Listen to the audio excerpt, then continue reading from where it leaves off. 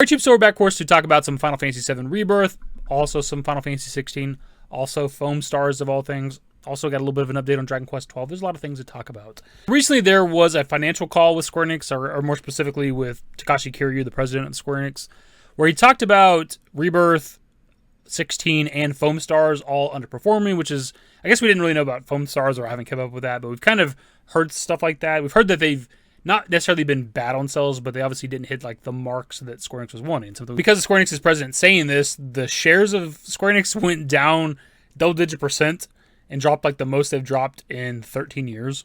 It's crazy to think about too, because these are some of like their bigger releases. Obviously, Foamstars is kind of what the fuck ever, but you had a new numbered entry for the franchise, Final Fantasy 16, that to a certain degree, whatever, seemed to underperform. And then obviously you have this remake project going for Final Fantasy VII, which is the most popular game in your entire franchise, that also seems to be underperforming.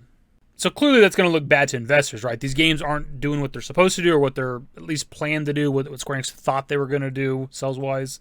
It's possible that 16 could still hit the mark that they want for the 18-month period, according to reports. But still, like, it sold like 3 million around launch, but we never had like an update for it. It's kind of a similar situation to what we're seeing with Rebirth right now, because we haven't really had an update on the sales for Rebirth. And also what they did with Remake, right? Remake, they were touting the sales like really early on. It sold like 3 million in the first couple of days or whatever. And then we might have had an update somewhere along the way at some point, and then we didn't have an actual update for the game for years, right? Until September of last year, 2023, where we learned that it sold a total of like 7 million, right? So, you know, we're coming up on Final Fantasy 16 being almost a year old, right? It's coming up really, really soon. Almost exactly a month. And we've had multiple pieces of DLC come out for the game, and they're not touting the sales of it. So you got to imagine that it's, even if it's selling good or not necessarily bad, it's not doing great.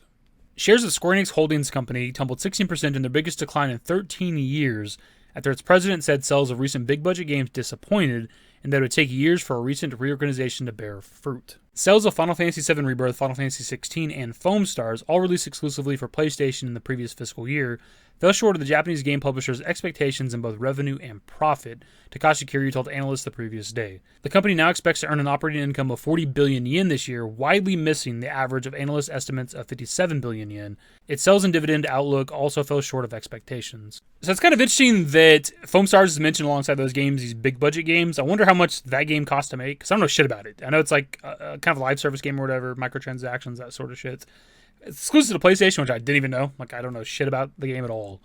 But I wonder how much that game cost to make to the point that it's losing them money. Kind of weird to think about. 16 and obviously the 7 remake projects, 7 Rebirth, like those are understandable because those are obviously big budget games. It's understandable that they could be like big budget games that are potentially losing the money if they're not making enough sales. With 7 remake project, I mean, we've talked about it for off and on for years now about things that could contribute to those games not selling well. Back in 2015, when they first announced the remake project, or Final Fantasy VII Remake, I guess, they're pretty honest about it being released in multiple parts and that it was going to be more action-oriented combat, which that was obviously going to burn a lot of the fans, right? Because you're remaking this iconic game, this very popular game in the franchise, that's the old school kind of ATB turn-based combat, right? So that was instantly right out the gate going to burn a lot of your fan base. Then obviously once you get to the marketing of Remake and the trailers, and once you play the game, you see the plot go shit, the potential of new stuff, which even if by the end of the Remake project there's maybe not technically going to be new stuff, it could just be this kind of meta retelling, incorporating stuff from the compilation, whatever. It just at least appears that way to a lot of people, at least, especially with Remake, not so much with Rebirth now. Like, that was going to burn a lot of people. Like, they just wanted a retelling of, their favorite game or whatever, and you're introducing all this other shit that didn't exist in the original game. To maybe a lesser degree or potentially a major degree, depending on how you want to look at it, you have the exclusivity of the Remake project, right? And also Final Fantasy 16. Whereas if, at least at launch, if these games were available on PC, you have this insanely massive install base, potentially, for your game if you open it up to the PC market, right? Now talking over 1 billion players, pushing towards 2 billion players, the game on PC, right? So just the possibility of your game being on that platform day one could have helped it, right? It could have maybe been like a trickle effect for the franchise, or maybe even the Remake project at least by itself, right? At least maybe there's a lot of people that buy Remake day one and then are willing to buy your sequel. But also people having to wait, the game being in multiple parts, having to wait 3 to 4 years between releases, that's going to burn some people, man. And actually, speaking of Remake coming to PC, even when that did happen, they stumbled out the gate with that because they brought the fucking Epic first, which nobody wanted. People wanted it to come to Steam. It took like however many months or whatever, I don't remember off the top of my head, to eventually come to Steam. Like, why aren't we on Steam day one once we bring it to PC? It's just little stuff like that. Just there's little just stumbles every step of the way with the remake project where I'm not surprised that it's not doing as well as they wanted to. Actually, also speaking of the PC release of the game, you know, you had to wait almost 2 years for that shit, right? It wasn't until December of 2021 that it came to Epic first, which at that point we're just a few months away from it being 2 years old. And then it didn't come to Steam until June of 2022. And at that point, we're more than 2 years old for you to finally be able to play the game on PC. So at that point, like, if I'm a PC player, why am I buying your game anyways? It's 2 years old. I don't want to pay full price for this goddamn thing. I could have watched 1,000 Let's Plays at this point. It's been 2 goddamn years. When it comes to 16, like, I don't totally know what would maybe cause that game to be not as successful as they want it to be. But, I mean, for one, you have the very action-oriented combat, single-player combat, too. You do have teammates and stuff, obviously. But you don't get to control what they do whenever they're with you. You can control, like, Torgal a bit, obviously. But it's essentially a strictly single-player game. It's not a very interesting world to explore. Like, the lore is good. The characters are good, obviously. But, like, the zones and areas to explore, for me personally, just weren't that interesting. And the M rating could have hurt the sales a bit, too. That's one of the reasons why they try to push a T rating for games if they can. Because that'll just open it up to a wider audience. For me personally, the M rating was maybe the main reason why I bought 16. Because, you know, watching the trailers and stuff, like, the game didn't look bad by any stretch of the imagination. But I wasn't, like, enthralled. I wasn't, like, captivated. Like, I gotta play this damn game. But the M rating, though, you know, we haven't really had that before. We had it with, like, you know, Stranger Paradise and Type 0.